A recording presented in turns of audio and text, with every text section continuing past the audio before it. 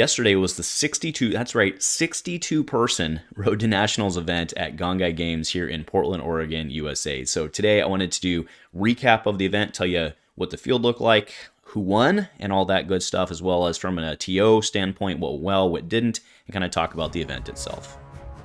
A huge shout out to our channel members for supporting what we do here. If you want to get involved with the channel and the Dice Commando community, please consider joining as a channel member. Remember, these videos are only possible with your support. You can show that support with a like, a subscribe, and by leaving us a comment and sharing your feedback. Community first, and go Commando.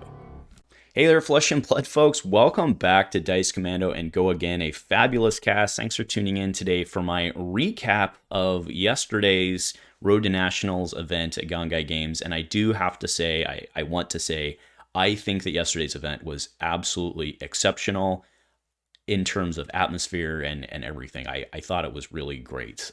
It was much needed for me personally. Obviously, as many of you know, I was TOing the event yesterday.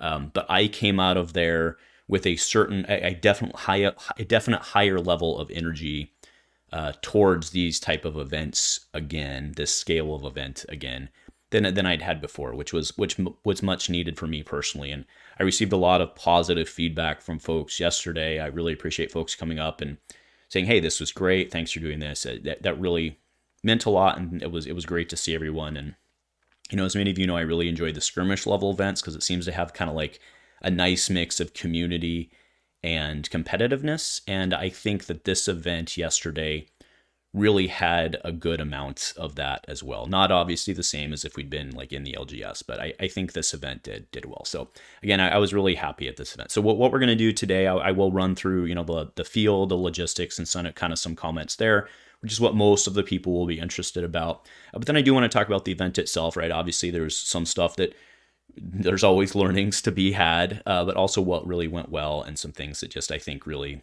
made the event pop off. Right, so and as we go through this, I've got a little slideshow, just some of the images from the events that I'll be playing kind of in the background.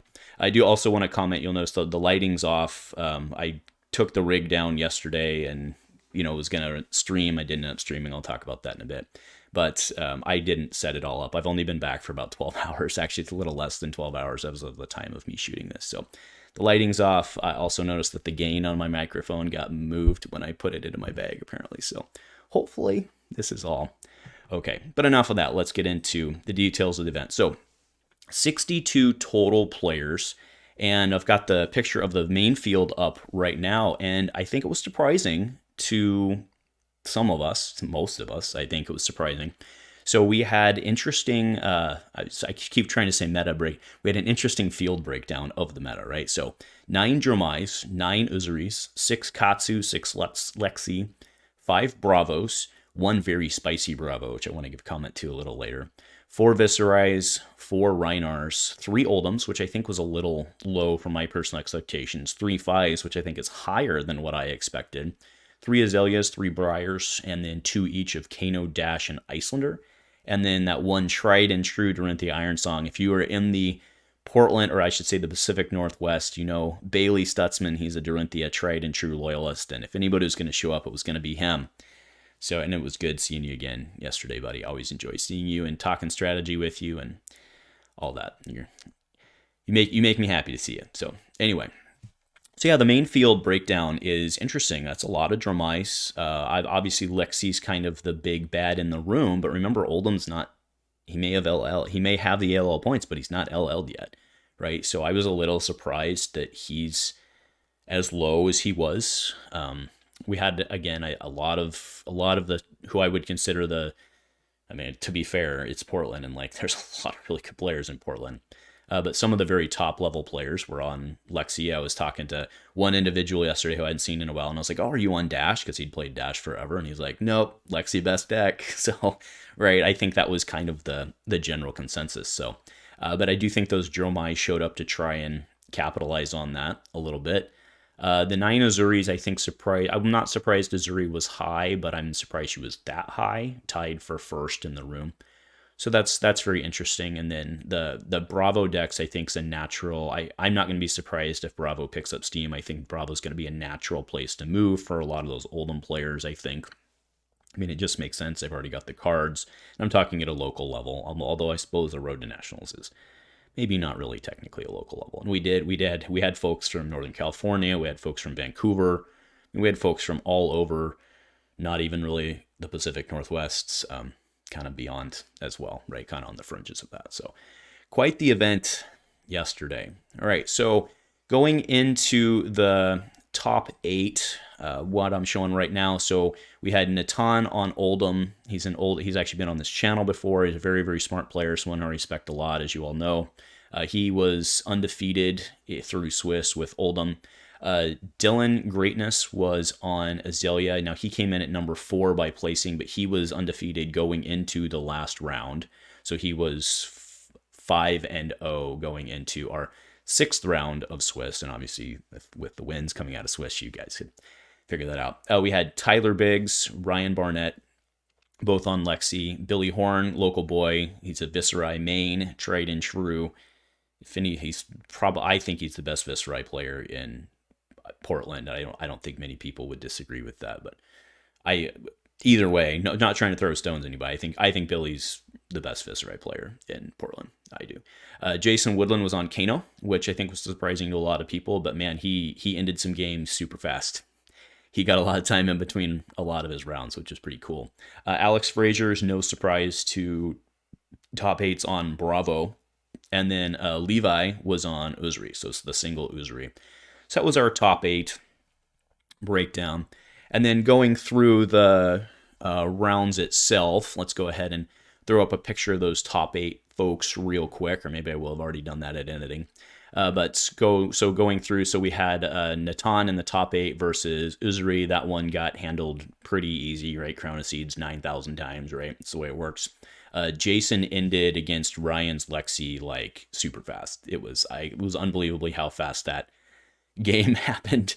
Dylan was able to take down Billy. That's a really bad matchup for Viserai, right? Because red in the ledger, right? I mean, that's the way it goes. So Billy was fighting an uphill battle there, but Dylan obviously is a very, very strong player. And then Tyler into Alex. Tyler was able to pull that one out. All right, so now into the top 4. Those that once they were the top 4, they all got a Nationals invite. So there was kind of some huddling and wheeling and dealing going on. And what they ended up doing was they ended up kind of splitting the top prize pool, which again, we'll talk about the prize pool later. And I see my light is doing its thing. Sorry about that.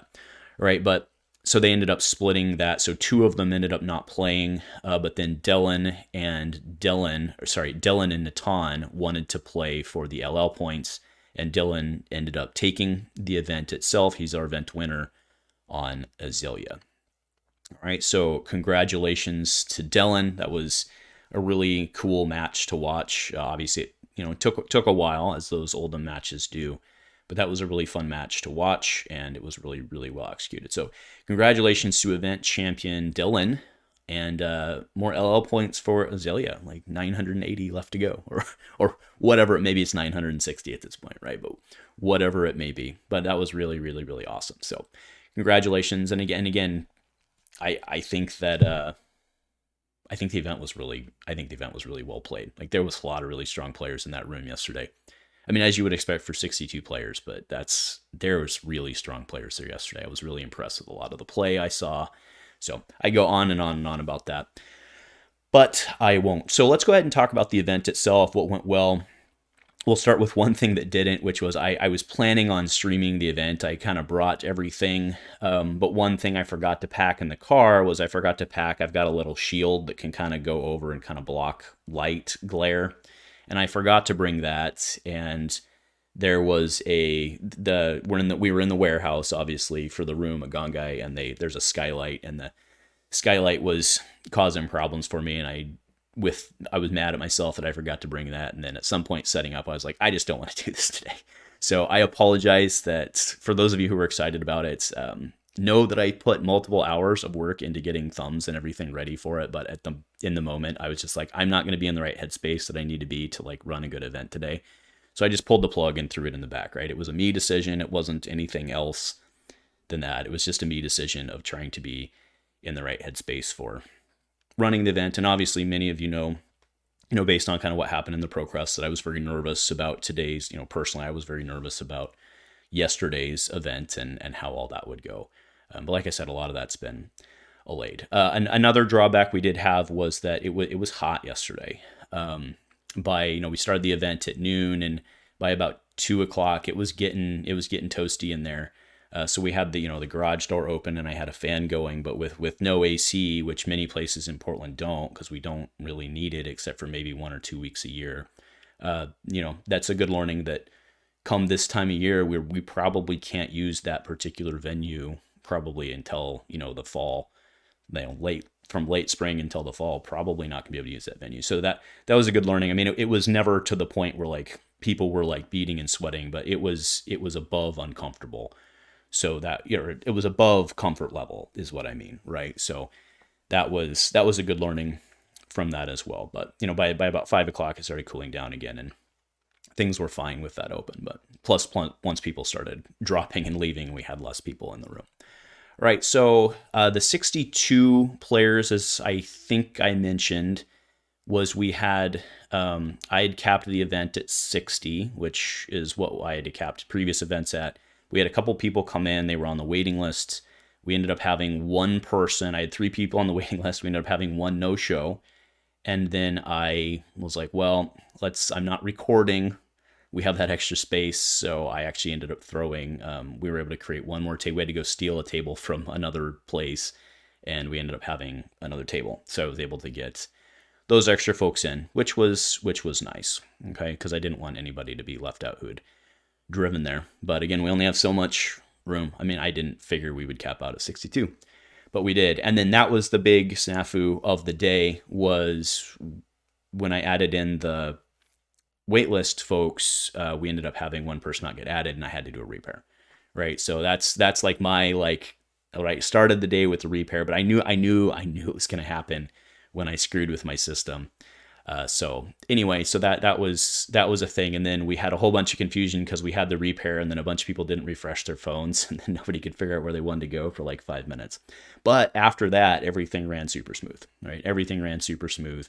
No more repairs on the day. So I do apologize for the repair, but know, folks, that it came from a place of good heart that I wanted to get extra people in the door. So that's physically what happened there, and nobody bitched about it, right? Nobody. I'm sure a lot of people were bitching about it in the moment, as is completely fair, but ultimately nobody complained about it. So, and we didn't have any other issues throughout the day. So good news there. The great stuff about the day, is I walk in and Gongaii has donuts there again.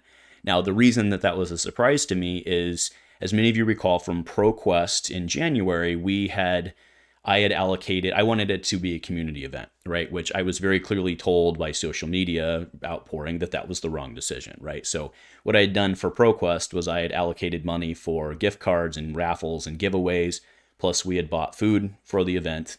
And a lot of the complaints against the event was that the top tier pricing was not great because we'd allocated the money that way. So I didn't do that this time.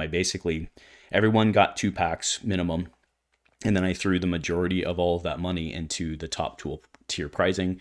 Top tier pricing was pretty good. I'll throw up in editing. I'll throw up kind of the final numbers, because obviously it was fluid as people were making deals. But yeah, so like I said, I just emailed out to folks before, and I was like, look, we're not going to do what we did before, so budget accordingly. But that's why I was surprised. So Gongaii just said, screw it, we'll buy donuts. And then they ended up buying pizza for dinner later. So Gongaii did what they, it was their decision. I didn't know that this was happening. So again, another part of a great event, just showing who Gongaii is, what Gongaii is, who they are, and how much they care about the community. They wanted people to have a good time, and they didn't care, how much money they made on the event, which is really great. It says a lot about them. But then there's the other side of the conversation about that, of, are we as players happy about that? And I don't really want to start that whole conversation that we had, 4 or 5 months ago about it. But, is the reason that so many people thought that today's event was great was because of basically getting collectively greater return on investment?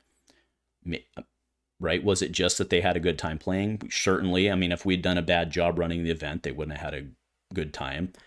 But, that's something to really think about is in order for people to be happy, do the stores have to run at little to no profit? I think probably we do, right? I do think that that's a factor that people left there. Like the folks who made money yesterday made a lot of money.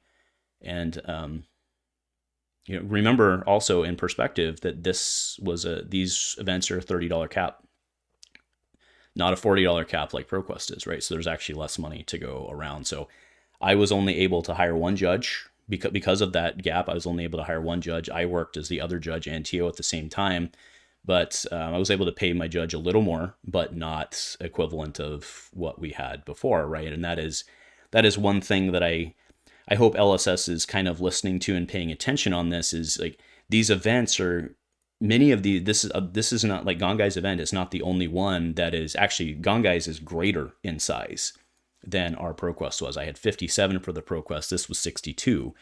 But by and large, what we're seeing is that these Road to Nationals events are roughly the same size consistently. I've seen many events that are 50, 60 people. And so they're roughly equivalent to many of the ProQuests we saw, but having the lower money thing, right? They're the same event, but yet you have to charge less, which is only going to translate into one thing: the store losing money or the player pool, the pricing pool being less. So I think that's an interesting discussion to be had, probably at a very, very different time. But yeah, ultimately, I think that was, again, we were able to make this to a certain degree a community event while still providing a lot of pricing. One thing that I'm personally, I think it was the right decision in terms of the feedback we got for this type of event in terms of doing such top-heavy pricing. I think that was the right decision. I don't regret that. But I do wish we didn't have to do that. I wish that we could give better return for the main field, right? I would really, you've got 62 players coming up. Not everybody who goes to that thing is trying to get a Nationals invite and is trying to win, right? You've got maybe 25 to 30% of your field there who's actually there competing. And you just have a lot of people who come, and even though they're 3-3, or even though they're, 2-4, they're still playing all 6 rounds. And I really wish that there was a better way to give return on investment to those people, right? Make it a more fun environment. Or, I mean, not more fun, but I wish there was a way to give back more to those folks who are really the flesh and blood of the community. I wish there was a way to give more back to those folks without getting blown up for not having top-heavy pricing. I really wish there was a better way. But I just don't think that and this is not an LSS problem, this is a flesh and blood community problem, right? And maybe it's not a problem, quote unquote, right? But it's a community driven limitation. And I wish there was some better way around that. But that is a me thought, reflects nothing on the event itself. Again, I want to be very clear. Gongaii continues to impress me with just who they are. I mean, that's why I work so closely with them, and they just really continue to impress me with who they are as a store, what they really do care about building their community. And thank you, Gongaii, for doing everything you had to do yesterday to make it happen. And then not only doing that, but going above and beyond. So I thank you. I know a lot of players really appreciated a lot of stuff yesterday. So thank you. And then finally, kind of my closing thoughts on the event itself. I really do want to thank all of the folks who came up and, personally thanked me for running a good event or what. Now, obviously, we'll see what the social medias say afterwards. I'm generally trying to avoid most of that stuff, right? But there were a good number of folks who came up yesterday and thanked me for running a good event. They really appreciated it, and it was really nice to get that feedback. Just because of everything going on. But again, we put a lot of work into making these things happen and planning ahead and, trying to set them up for success. So it's really good to know that people enjoy them. Because again, in the social media echo chamber, a lot of times all you hear is the negative, and then it's a pile on of people who weren't even at the event and don't even know, but yet they know, and all that. So again, thank you all for coming and for playing. And you know what, that's pretty much it for me. Like I said, I obviously no script today, just wanted to do an event recap and kind of wanted to share my take on the event itself, which I think I've done. I do think the event was much needed, even just for me. I really appreciated the energy and the community-esque atmosphere there. So anyway, thank you all for coming. Again, always open to the feedback. Please leave it below. But if nothing else, folks, go Commando.